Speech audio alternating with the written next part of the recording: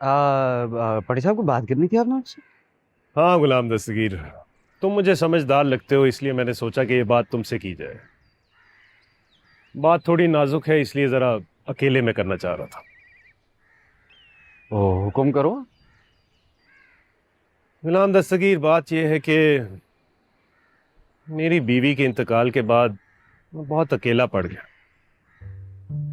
शुरू शुरू में तो अकेलापन बड़ा बोझ लगता था,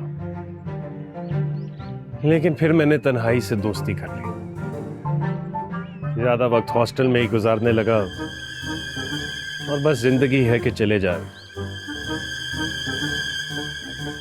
कभी दूसरी शादी का ख्याल ही नहीं आया। मगर अब कुछ दिनों से सोच रहा हूं कि कब तक ऐसे अकेला रहूंगा। कोई तो हो जिसके साथ मैं अपनी तन्हाई को बांट लूं।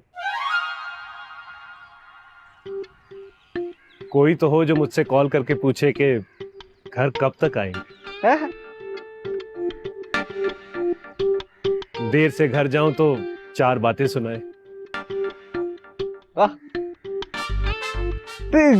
तुसी मर्जी वाले हो सरकार, अच्छे खासे आदमी हो, आपको तो अब तक कर लेनी चाहिए थी शादी। तुम बिल्कुल ठीक कह रहे हो, पर मुझे कभी पहले ऐसी ख्वाहिश ही नहीं थी।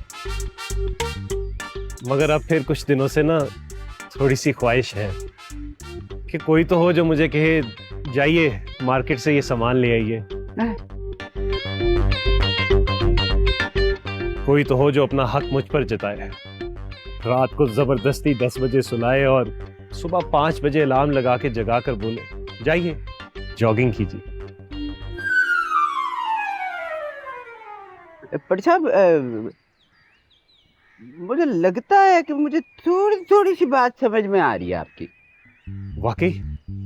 हाँ जी, ये जो आप कुछ दिनों से अफरासियाब पे को खास मेहरबान हो रहे हैं, अपना पटी साहब, आपको अफरासियाब की खाला गोलते जरी इतनी पसंद आ गई।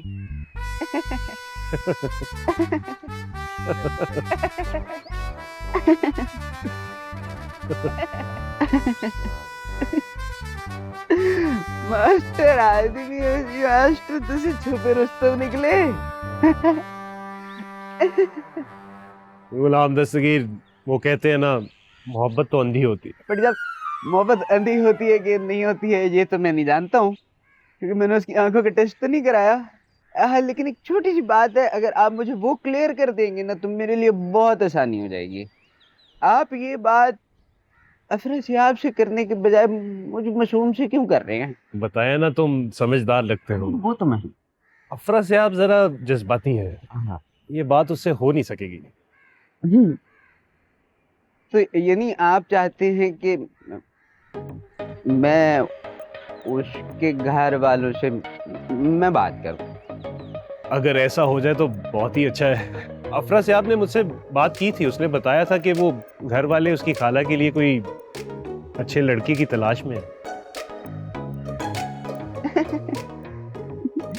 लड़का?